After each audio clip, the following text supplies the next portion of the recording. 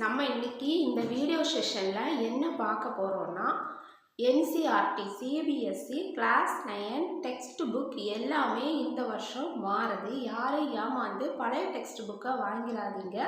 இன்னும் புதிய text book மார்க்கெட்டில் அவைலபிளாக இல்லை. அமேசானில் வந்திருக்குன்னு சொல்லியிருக்காங்க, ஆனால் இன்னும் நமக்கு சரியான விதத்தில் எதுவுமே கிடைக்கல. புக்ஸுன்னு பார்த்தோன்னா English, Hindi, science, maths, social science இந்த 5 சப்ஜெக்ட் தான் இந்த வருஷம் இருக்குது. இடையில சொன்னாங்க 3 லாங்குவேஜ் சிஸ்டம் கொண்டு வரதா, ஆனால் இது வரைக்கும் 2 லாங்குவேஜ் சிஸ்டம் தான் யூஸ் பண்ணுறாங்க. நம்ம இந்த வீடியோ செஷனில் 9th ஸ்டாண்டர்ட் நியூ சிலபஸ் சயின்ஸில் எதெல்லாம் இருக்குது அப்படின்னு பார்க்க போகிறோம். நம்ம இந்த வீடியோவில் என்சிஆர்டி 9th ஸ்டாண்டர்ட் சிபிஎஸ்சியில் புதுசாக கொண்டு வந்திருக்கக்கூடிய டெக்ஸ்ட் புக்கில் எந்த டாபிக்ஸ் எல்லாம் இருக்குன்னு தான் பார்க்க போகிறோம். அப்போது இந்த வீடியோ உங்களுக்கு யூஸ்ஃபுல்லாக இருக்குன்னு நினைக்கிறேன். நீங்கள் ஏமாந்து பழைய டெக்ஸ்ட் புக்கை வாங்கி படிக்கிறத விடையும் இந்த சிலபஸ் பேசிஸில் தான் டீச்சர்ஸ் ஸ்கூலில் இனிமேல் பாடம் சொல்லி கொடுப்பாங்க.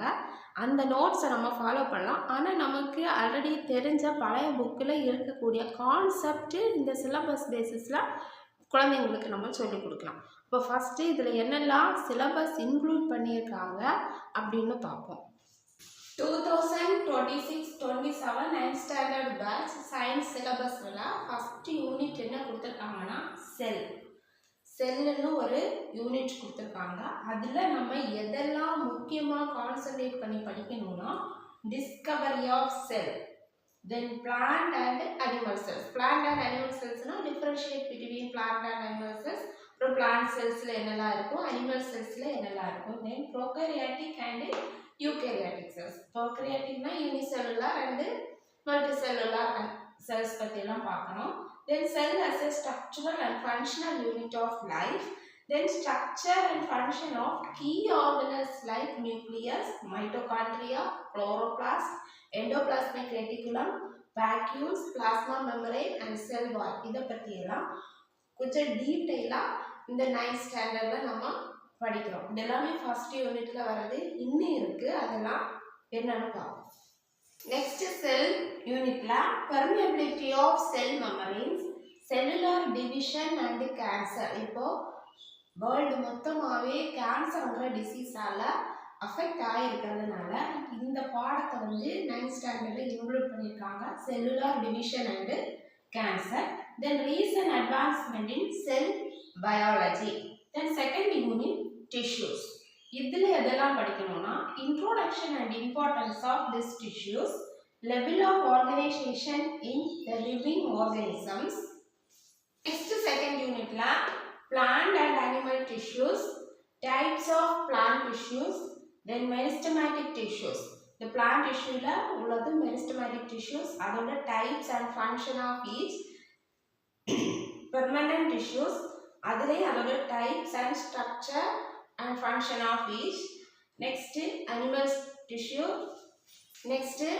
tissues overview. இந்த animal tissues ஓட overview, epithelial, connective, muscular and nervous tissues.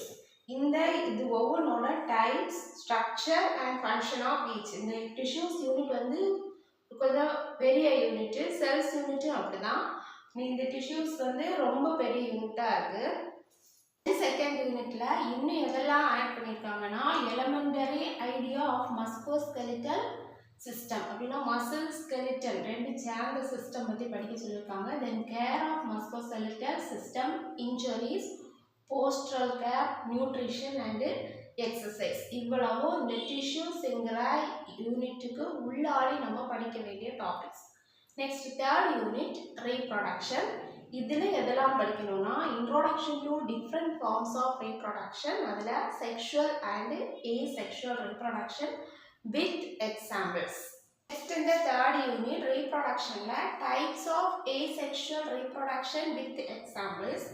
Then sexual reproduction in flowering plants. இதில் flower and its parts, pollination, fertilisation, seed dispersal இதெல்லாம் பற்றி நம்ம படிக்கணும். அப்புறம் செக்ஷுவல் ரீப்ரொடக்ஷன் இன் ஹியூமன்ஸ். இதில் male and female reproductive system, அதில் இன்னும் கொஞ்சம் டீட்டெயிலாக படிக்கணும். அது யூனிட்ல எதெல்லாம் இன்க்ளூட் பண்ணியிருக்காங்கன்னா, இந்த ரீப்ரொடக்ஷன் யூனிட்ல structure and function, formation of gametes. இந்த ஸ்ட்ரக்சர் அண்ட் ஃபங்க்ஷன் வரும்போது female and male reproductive system இதுக்கு முன்னாடி உள்ள இதில் வந்து நம்ம பார்த்தோம். இப்போ அதோட இது structure and function, then formation of gametes, sperm and egg, fertilization, pregnancy and development of embryo, menstrual cycle. இதெல்லாம் பற்றி இந்த ரீப்ரொடக்ஷன் யூனிட்டுக்குள்ளாடி படிக்க போகிறோம். தென் reproductive health and hygiene, introduction to birth control methods and importance. இவ்வளவு third unit. Next fourth unit. அப்புறம் fourth unit diversity. இது ரொம்ப சின்ன யூனிட்டு. இதில் நம்ம எதெல்லாம் படிக்கணும்னா, importance of classification, 5 kingdoms and their key features with examples, then major division of animals and plants, then binomial nomenclature, then acellular entities, viruses. இவ்வளோத்தையும் பற்றி இந்த டைவர்சிட்டி யூனிட்டுக்குள்ளாடி நம்ம படிக்கணும். நெக்ஸ்ட் ஃபிஃப்த் யூனிட் ரொம்ப ஈஸியான topic, exploring mixtures and their separation. இது chemistry basis. இதில் வந்து நம்ம எதெல்லாம் படிக்கணும்னா, homogeneous and heterogeneous mixtures, then solution, suspension, colloids and their properties, various ways to express concentration of solution. அதில் mass by mass percentage of solution, mass by volume percentage of solution, then volume by volume percentage of solution. இன்னும் இதில் இன்னொரு topic கூட படிக்கணும். இந்த யூனிட்ல இன்னும் இருக்கக்கூடிய டாபிக் என்னன்னா, separation techniques based on physical properties of components including crystallization, distillation, paper chromatography, sublimation, centrifugation and coagulation. இதெல்லாம் பேஸ் பண்ணி எப்படி நம்ம சப்ஸ்டன்ஸை செப்பரேட் பண்ணுறோம் அந்த டெக்னிக்ஸ் பற்றி படிக்கணும். இது இவ்வளவு தான் fifth chapter, exploring mixtures and their separations. Next unit structure of atom. இதுவும் கெமிஸ்ட்ரியில் வரக்கூடியது தான். இந்த யூனிட்டும் இதுக்கு முன்னாடி பார்த்த யூனிட்டுமே நமக்கு 11th ஸ்டாண்டர்டில் வரக்கூடிய சப் யூனிட்ஸ் தான். இப்போ வந்து புது புக்கில் வந்து 9th ஸ்டாண்டர்டில் அதை வந்து இன்க்ளூட் பண்ணியிருக்காங்க. 11th ஸ்டாண்டர்டில் இனிமேல் இந்த சப்ஜெக்ட்ஸை வந்து எலிமினேட் பண்ணுவாங்க. சப்ஜெக்ட் மீன்ஸ் இந்த டாபிக்ஸ் எல்லாமே எலிமினேட் பண்ணிடுவாங்க. இங்கேயே நம்ம படிக்கிற மாதிரி இருக்கும். ஆனால் காம்படேட்டிவ் எக்ஸாம்ஸ்க்கு இந்த பேசிஸில் தான் நமக்கு கொஸ்டின்ஸ் வரும்.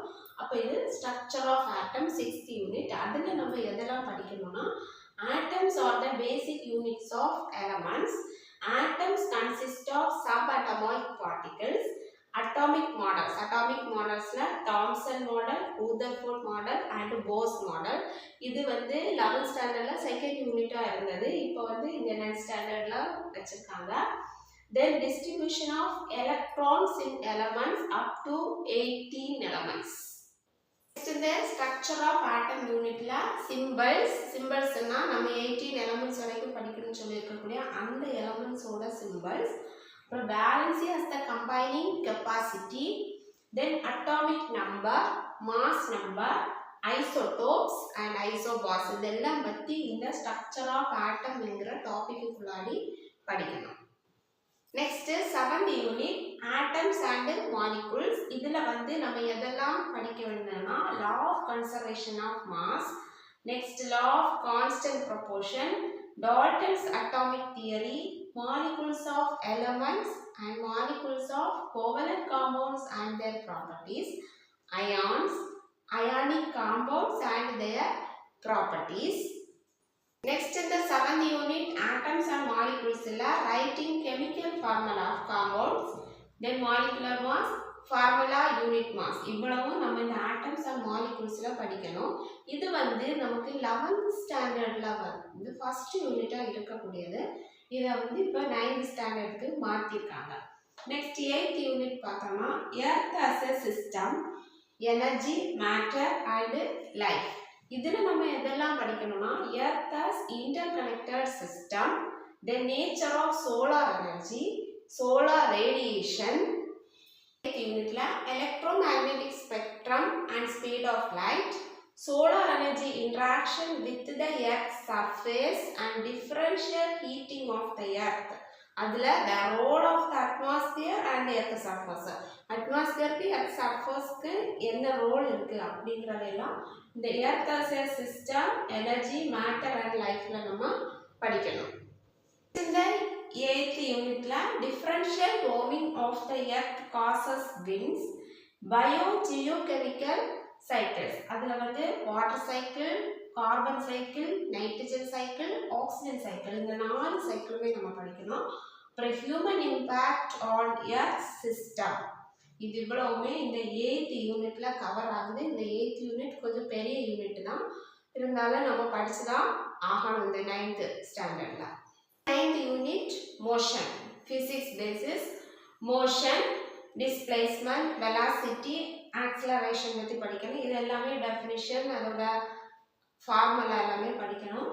Next graphical representation of motion for an object moving in a straight line in one direction with constant velocity and constant acceleration.